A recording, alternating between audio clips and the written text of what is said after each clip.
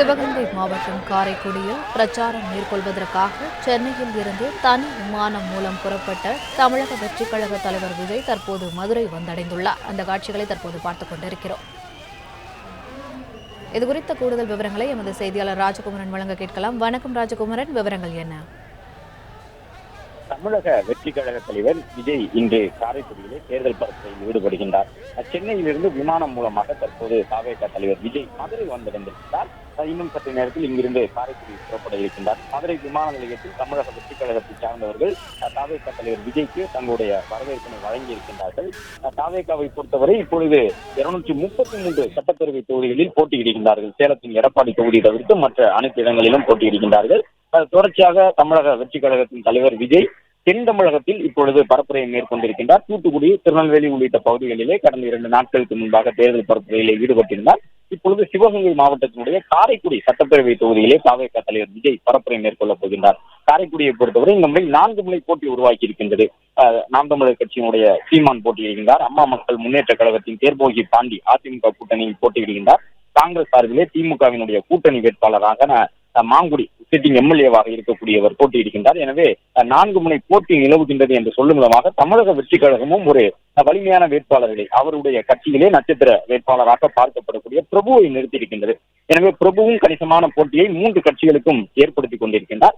எனவே காரைக்குடி சட்டப்பேரவை தொகுதி என்பது ஒரு நல்ல போட்டி இருக்கக்கூடிய தொகுதியாக பார்க்கப்படுகின்றது. இந்த முறை வெற்றி வாய்ப்பினுடைய வித்தியாசம் கூட மிகப்பெரிய அளவில் குறையக்கூடும் என்றும் சொல்லுகின்றார்கள். வழக்கமாக காரைக்குடி தொகுதியிலே 70,000க்கு மேலே வெற்றியாளர் முதலிடம் பெறக்கூடியவருடைய வாக்கு இருக்கும். இந்த முறை 50,000 55,000 வாக்குகள் வாங்கிவிட்டாலே வெற்றி பெற்று விடலாம் என்றுதான் அதிமுக மற்றும் திமுக கூட்டணியில் போட்டியிடக்கூடிய காங்கிரஸ் உள்ளிட்ட தரப்பினரை தொடர்பு கொண்டு கேட்கும் பொழுது சொல்லக்கூடிய தகவலாக இருக்கின்றது. ஏனென்றால் விஜயனுடைய தாக்கம் பெரிய அளவில் காரைக்குடி தொகுதியில் இருக்கும் என்பதை அவர்களும் ஏற்றுக்கொள்கின்றார்கள். அதிமுக திமுக கூட்டணியிலே போட்டியிடக்கூடிய வேட்பாளர்கள் தரப்பில் இருவருமே. எனவே விஜயனுடைய தாக்கம் பெரிய அளவில் இருக்கக்கூடிய விதமான ஒரு வேட்பாளரை தான் பிரபு என்பவரை தாவேகா தலைவர் விஜய் அங்கே நிறுத்தி இருக்கின்றார். காரைக்குடியிலே அவருக்கும் நல்ல செல்வாக்கு இருக்கின்றது. அது மட்டுமல்லாமல் தொடர்ந்து 1 ஆண்டுக்கு மேலாக அவர் களப்பணி ஆற்றி இருக்கின்றார். அந்த தொகுதியிலே பெருமளவில் இளைஞர்களை கவரக்கூடிய விதமான செயல்பாடுகளை செய்திருக்கின்றார் என்பது உட்பட பல்வேறு விஷயங்கள் அவருக்கு ஆதரவாகவும் இருக்கின்றது. காரைக்குடி நகரத்திற்குள் பெரிய அளவில் வாக்குகளை பெறக்கூடிய கட்சிகளில் ஒன்றாக தமிழக வெற்றி கழகமும் இருக்கும் என்று சொல்லி இருக்கின்றார்கள்.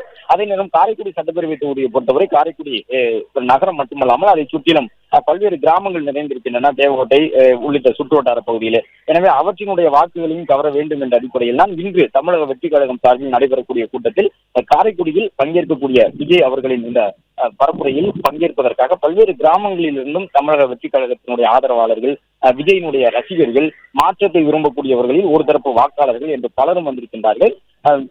மதுரை விமான நிலையம் வந்திருக்கக்கூடிய விஜய்க்கு ஒரு வரவேற்பினை வழங்கியிருக்கின்றார்கள். அதே நேரம் மதுரையில் இருந்து சாலை வழியாகத்தான் காரைக்குடிக்கு செல்ல இருக்கின்றார்.